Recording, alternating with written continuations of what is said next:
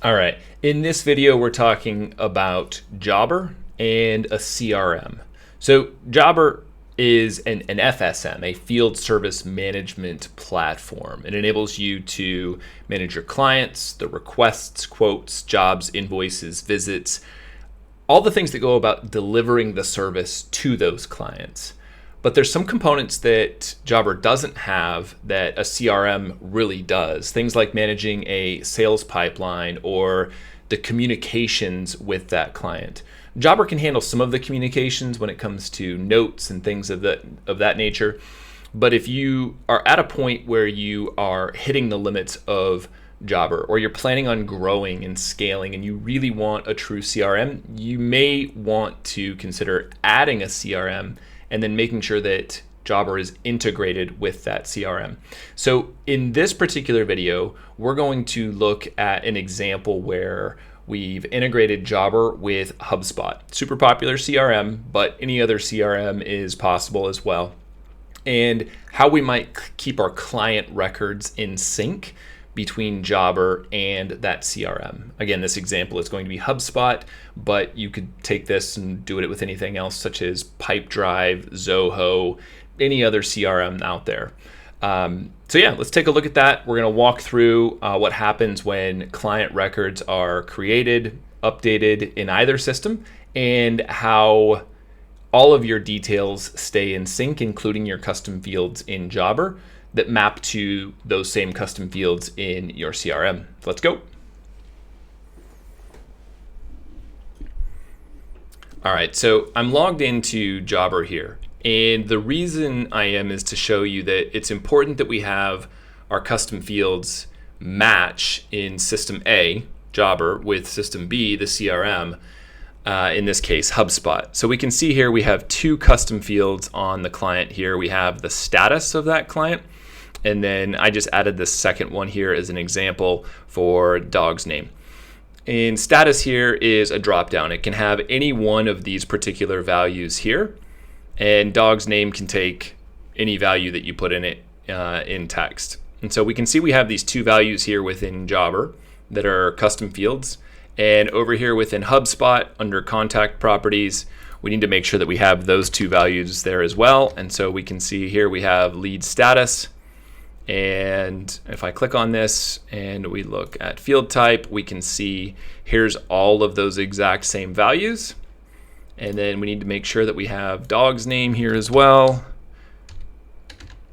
And we have dog's name, and it is a single line text, just like a text value coming in from Jobber.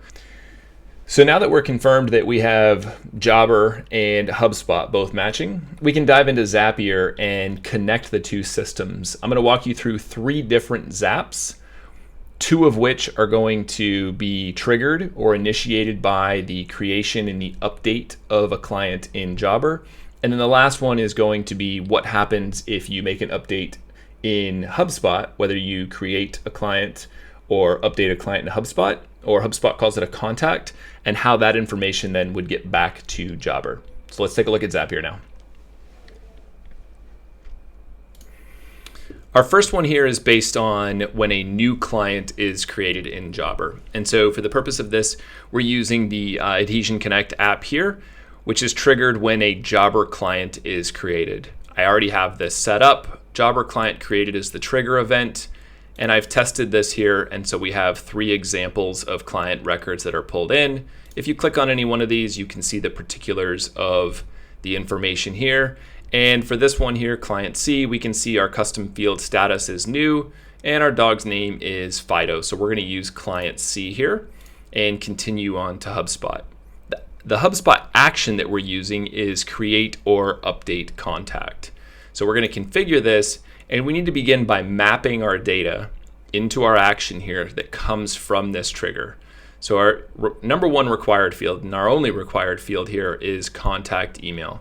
So to map the data, we just click this plus sign, and the easiest thing to do is use the search, and we can get the email address and map that. Now we also have some other information. We know we have a first name and a last name, so let's just scroll down here until we find first name. And we can click the plus sign and find first name. And then we go all the way down to last name, which I know is almost at the very bottom for some reason. And here's last name. Same thing, search for last name. If you want to map your address and your billing information and all of that, you can. But for the purpose of this demo, we're going to look just first name, last name, email address, and then our 2 custom fields. So dog's name, I know I saw it up here somewhere. Was up by first name. Yep, here we go, dog's name.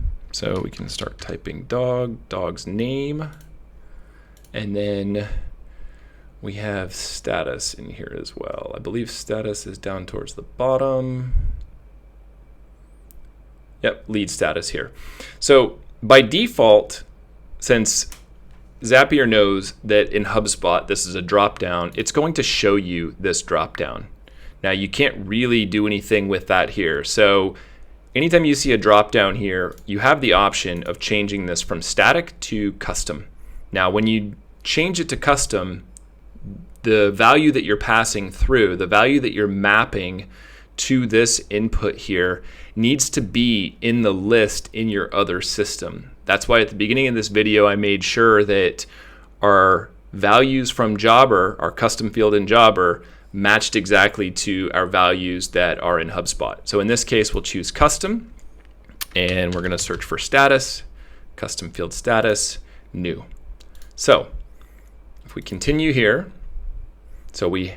just to review, we have a Jobber client created based on our trigger event here, and we want to create or update a contact in HubSpot. When I test this step now, we should see that contact go into HubSpot.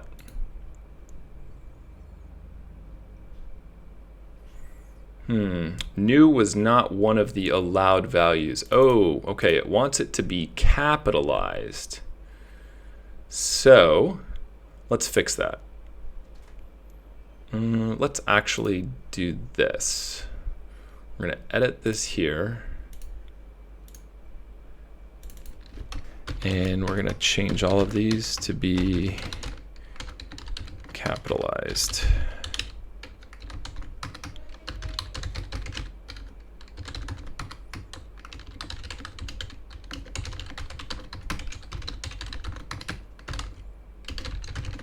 Okay, that should be good. So now let's make sure our client here that we're testing with has the proper value. It does not, because this is the old one. So we're going to change that to new. And then for the purpose of the test, we have to come back here and get new records.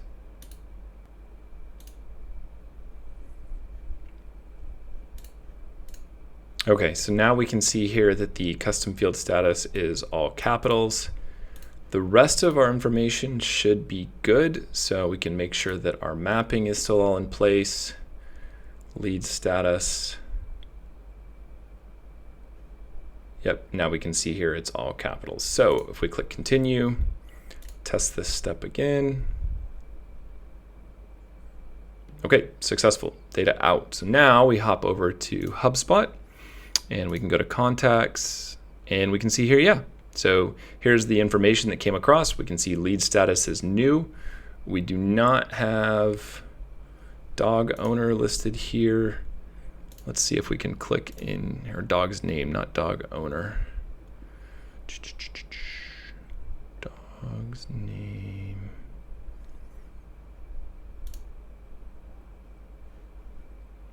Let's add a property. Yep, there we go, dog's name. Save and exit. Yep, and now we can see here dog's name Fido. So all of that information came through because a Jobber client was created, and then it created or updated the contact in HubSpot that we see right here. All right, let's move on.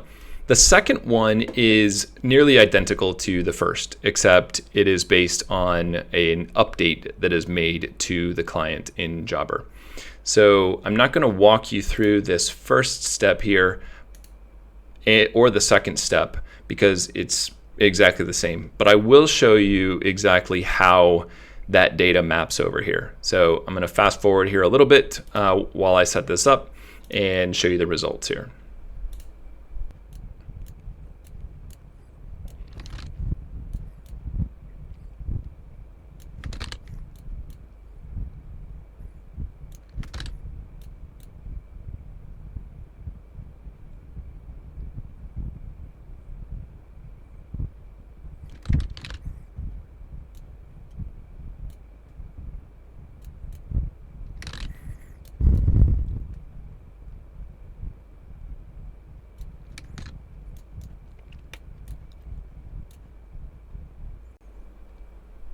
Okay, so we have everything set up. We successfully ran. And now what we want to do is we want to publish this. Okay, the Zap is published now. So that means anytime we make an update to a client in Jobber, it's going to create or update a contact in HubSpot. So let's test this really quick. We're going to come back here and we're just going to update this status. And let's just take a look here at the record right now. So our lead status right now is new in HubSpot. When we update this status here, let's just change it to open deal, update the client. Now within just a few seconds, that information is going to be reflected in HubSpot. So we have open deal, we did not change the dog's name.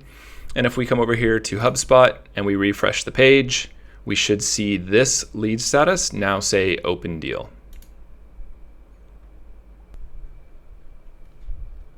Okay, so we can see that the lead status hasn't changed. So there's got to be an issue somewhere. So if we jump back over here to Zapier and we click on this little Zap runs here, we can see that this has been scheduled here, which means that it ran into a bit of an issue. So if we look at the run details, we can see here that HubSpot hit an error. And the error here was that open deal was not one of the allowed options, which is interesting because we know that open deal is an allowed value, but behind the scenes sometimes in these systems, the value is slightly different. And so we can see here, these are the exact values. And so it actually wants an underscore in between all of the words. So what we need to do is we just need to add a step here. And we're going to add a what's called a formatter step. So we're going to add a formatter step here, and we're going to format text.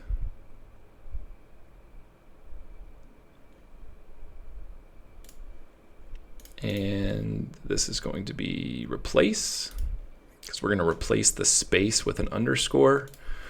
We're going to map our status here.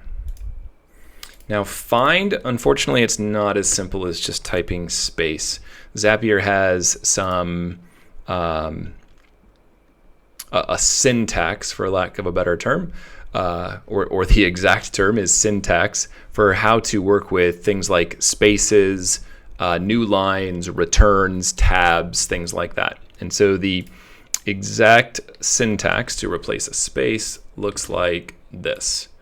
And then we're going to replace that with an underscore. So we're going to continue here. We're going to test this step. And that worked. Now, we can't really test it because the record we're using here only has the word new. So just temporarily, I'm going to remove this custom field status, and I'm just going to type here new deal with a space to make sure that the output includes the underscore. We're going to retest this. And now we can see we're getting that underscore within new deal. So come back here. We're going to replace this with status. Continue. Continue. Now, instead of mapping from the status here within our trigger step, we actually need to map from this formatted step here. So we're going to change our configuration here within HubSpot, and we're going to find where lead status is currently mapped. Here we go, lead status. And instead, we are going to map to the output of this particular step here. So now we're mapping there, continue that. Let's publish this. updated status mapping.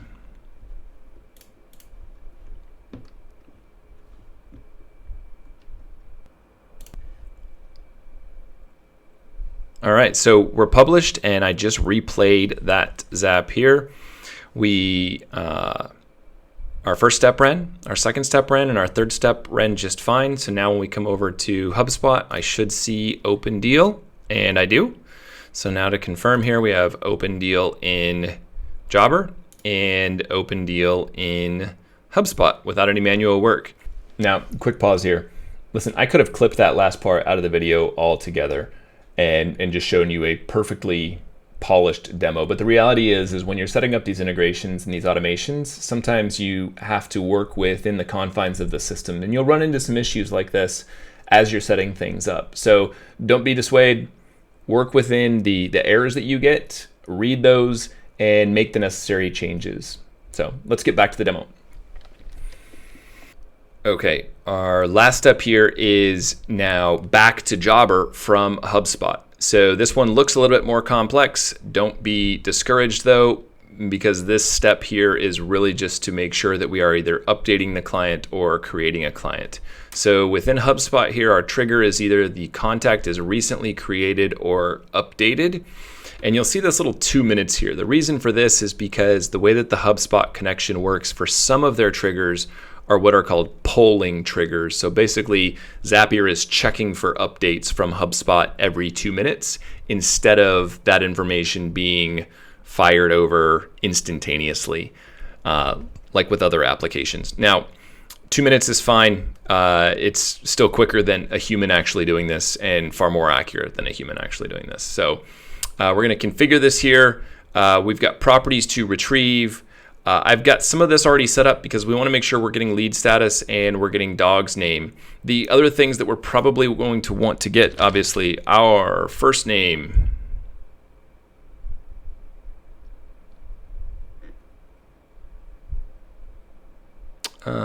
Actually, let's just test this and see what comes across. Yep, okay, we've already got the information. Let's see if we can get that new record that just came in.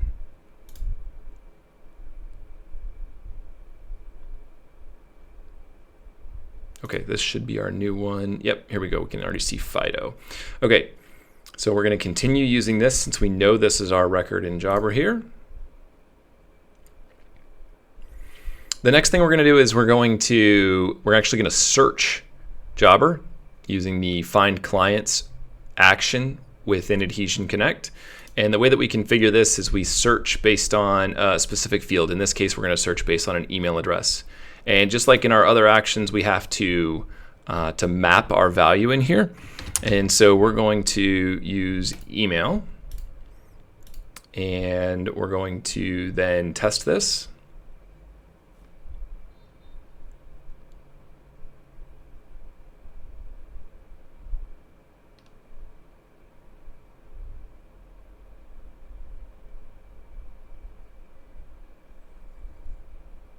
Okay, and we can see here we got all of the data back from Jobber, the address, company name, custom fields, so forth and so on.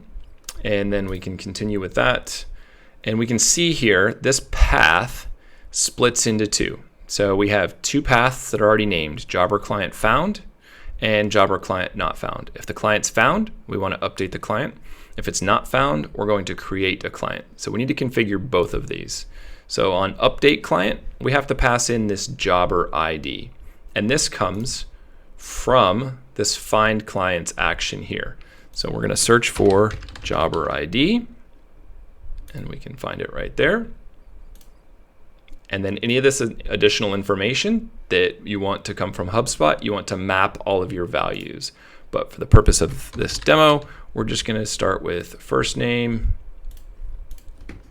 last name. I improperly mapped that. That should come from HubSpot. Okay, and then we have our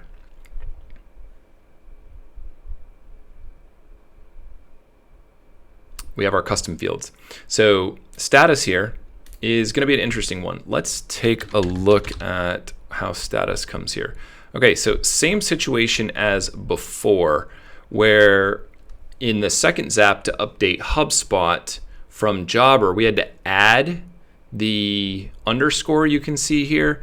We now need to actually insert a step to remove that. So let's just add this here, and we're going to add a formatter. We are going to work with text. Transform, we're going to replace. And our input is going to be status. And we want to find an underscore. Now we need to use that special syntax here for space. And so we're going to replace it with a space. Because we have open deal, this should look pretty good. And we see open deal. So just to double check open deal, that is a value in Jobber under our custom fields. We can see open deal here is an allowed value. So now we use and map this status from this second action step down here in these sections here. So we're going to map status from action 2. Here's our output, and then dog's name. This is a text value.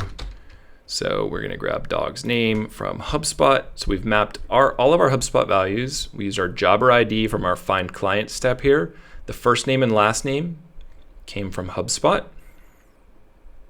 The status also comes from HubSpot, but we have to format it first to remove that underscore. And the dog's name comes directly from HubSpot as well. So now, if we test this step,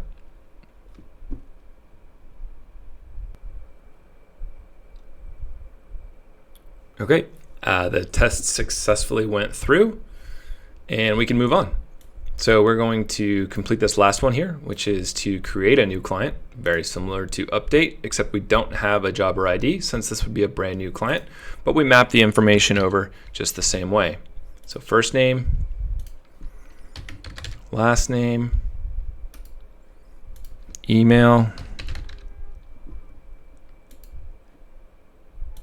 and our status, remember, comes from step 2 because we formatted that. And our dog's name comes from HubSpot. So we have first name, last name, email address, status, and dog's name.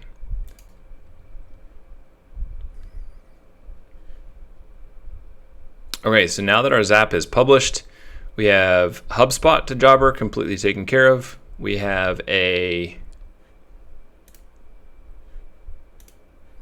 Jobber updated client to HubSpot completely published.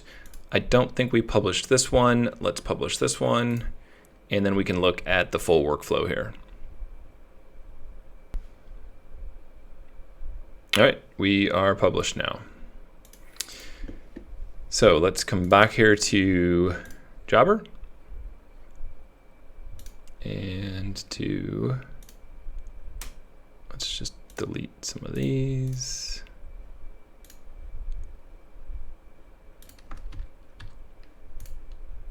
Okay. So let's create a new client.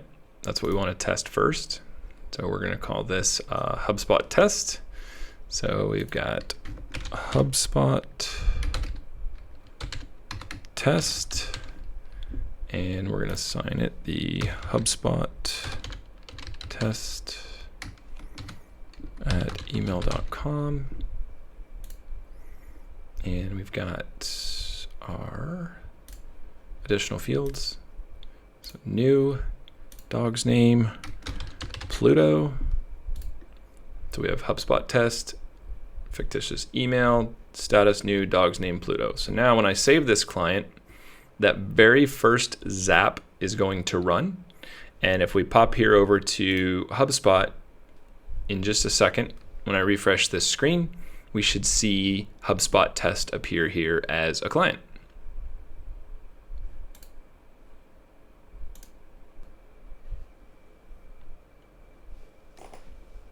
Okay, now we see here HubSpot test, their HubSpot test email, lead status new, and if I click on this, we should see the dog's name of Pluto.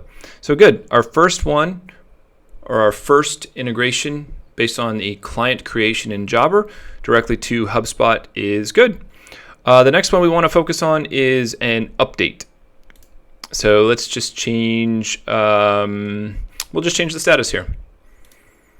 And so let's see, the client we just created is HubSpot test, and we want to change the status. So we're going to change it to, let's just change it to open and update client. So now in the background, just a refresher here, when a Jobber client is updated, we're formatting the name of the, we're formatting the status, and we're passing the information over to HubSpot.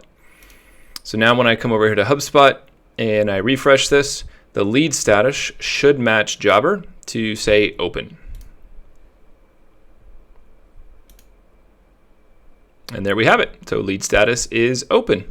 So that's our second one. Now we want to make sure that we make any changes in HubSpot that it goes back to Jobber. So we actually want to do two things. We want to test for an update to an existing contact in HubSpot to make sure that it updates the client record in Jobber. And then we want to add a contact in HubSpot, because remember, our workflow here is based on a created or updated contact in HubSpot that then either updates the client or creates the client in Jobber.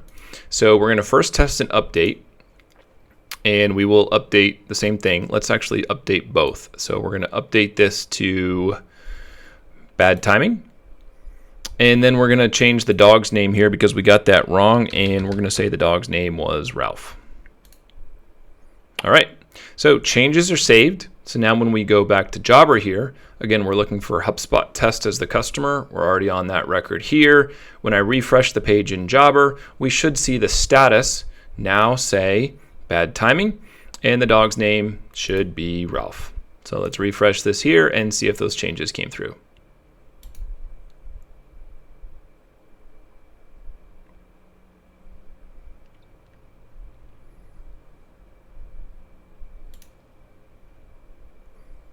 Now, they didn't come through automatically, but remember that this trigger is only every 2 minutes. So when you're working with these different automations, make sure that you pay attention to these types of things and give yourself some patience to make sure that the results are exactly what you need. So I'll pause the video here for just a minute, make sure that we have those 2 minutes that expire, and then we can refresh the page again.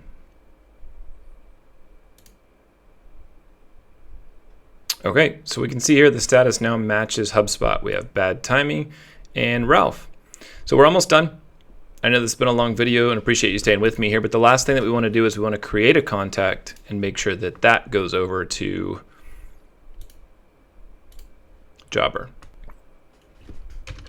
And we're going to say HubSpot to Jobber at email.com.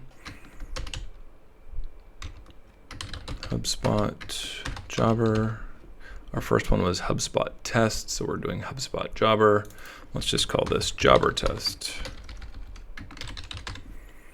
And then we need lead status of new and dog's name of Goofy. So we're going to create this. Why can't I create this? Oh, here we go. Legitimate interest lead. There we go. Okay, so now we have our Jobber test created.